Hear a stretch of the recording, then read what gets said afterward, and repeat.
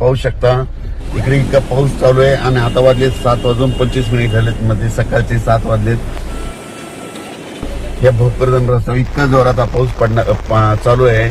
आणि राज्यातल्या सर्व शेतकरी सांगू इच्छितो, राज्यामध्ये सांगायचं झालं तर म्हणजे 25, 26, 27, 28, 29 राज्यात ठिकठिकाणी मुसळधार पाऊस पडणार आहे.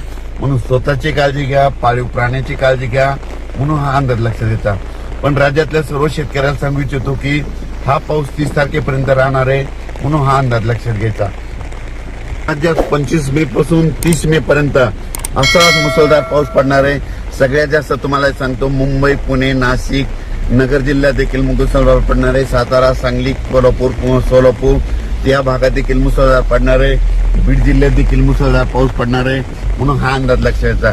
परभणी म्हणजे सांगायचं झालं तर पश्चिम महाराष्ट्रात देखील मुसळधार राहणार आहे. मराठवाड्यात देखील मुसळधार पाऊस पडणार आहे.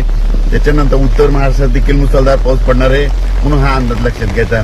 म्हणजे 25 पासून ते 30 तारखेपर्यंत 25, 26, 27, 28, 29, 30 तारखेपर्यंत दररोज भाग बदलत मुसळधार पाऊस पडणार आहे, म्हणून हा अंदाज लक्षात घ्यायचा. मी आता कन्नडकडे जात आहे, पाहू शकता इतक्या जोरात पाऊस चालू आहे. तिथे एक शेतकरी मेळावा असल्यामुळे त्या तिकडे जात असल्यामुळं या ठिकाणून सर्व शेतकऱ्याला परत अंदाज देणार आहे.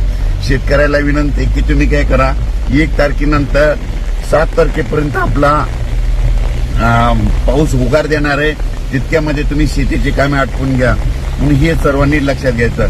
पण राज्यात मात्र 30 मे पर्यंत जोरदार पाऊस पडणार आहे, म्हणून हा अंदाज लक्षात घ्यायचा. राज्यातल्या सर्व शेतकऱ्याला सांगू इच्छितो की आपण आपले जनावरांची काळजी घ्या, पाळीव प्राण्याची काळजी घ्या. या पावसामध्ये ओढे, नदी, नाल्याला देखील पाणी येणार आहे, म्हणून हा अंदाज लक्षात घ्यायचा. म्हणजे तो काही भागामध्ये अतिमुसळधार पाऊस पडणार आहे, कुठं अतिवृष्टी देखील होईल, कुठं रिमझिम देखील पडणार आहे, म्हणून हा अंदाज लक्षात घ्यायचा. म्हणजे खास करून हा अंदाज शेतकऱ्यांसाठी देत आहे. धन्यवाद.